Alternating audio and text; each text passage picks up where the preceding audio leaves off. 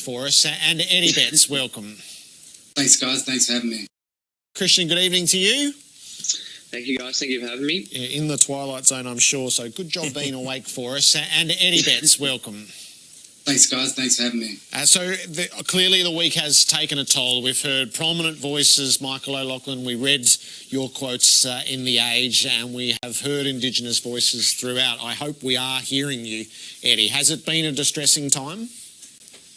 It has. It's been hard, to be honest, Jared. It's been really tough to deal with, especially when it comes to racism.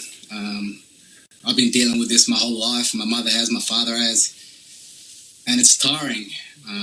It hurts. It's draining. It actually really hurts, to be honest. I'm starting to get emotional. Just talking about it here. Everything that's happened over the last 48 hours to the last week. It's been hard, and I reckon I just need everyone to really go on a journey to start educating, to start those conversations. Taylor Walker's going on his journey at the moment, and I know what kind of person Taylor is, and he will hold to this account to his word. He will do this with 110%, and it just hurts. And every year, you look at it last night, Cosy Pickett getting racially abused again over in Western Australia. I was racially abused last week and the week before that. I don't know if you saw my story in The Age, and it just keeps happening. I'm sick of it. I'm sick of fighting. It's draining. I've been on this show last year, pouring my heart out, begging, hoping Australia would listen, and it's hard. We need to start having those conversations in the workplace, in the schooling. The only way we're going to move together as one is we start educating ourselves. And I can't do it. I can't.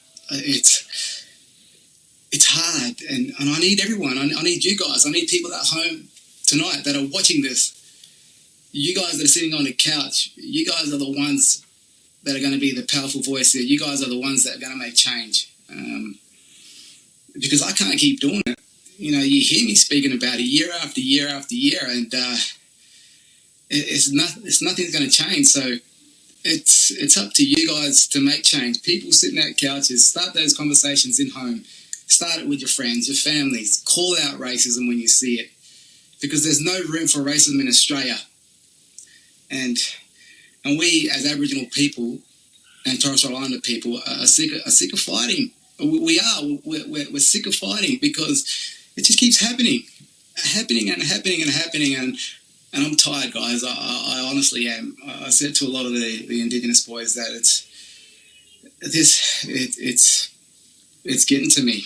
It really is, and I'll keep fighting no matter what. No matter how emotional I get, no matter how drained I am, I'll fight.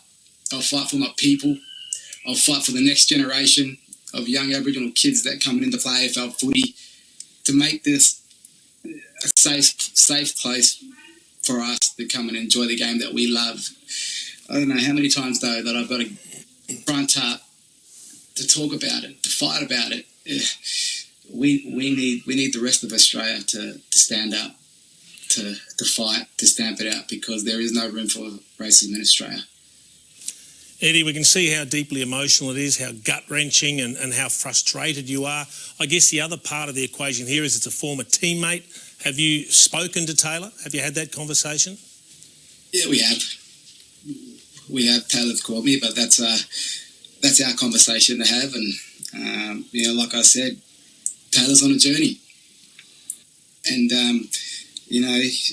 and I know Taylor, and he'll go on this journey 100%. And he will educate himself, and he will educate people around him.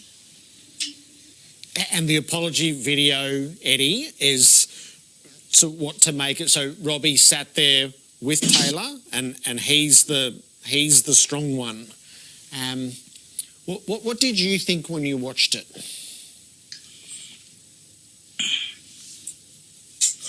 Yeah, it was tough, and but like I said, he's gone on this journey, Taylor, and he would do it 100%. He will educate himself.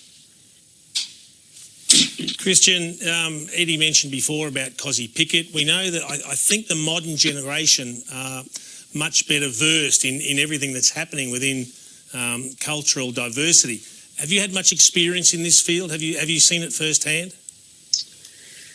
Well, I'm fortunate to live with Cozzy Pickett and Toby Bedford, who are two young Indigenous players, and the emotional toll that I see that affects them daily, on a regular basis, is it makes me angry and really frustrated. It really baffles me that we're degrading a culture that has brought so much excitement and entertainment to our game.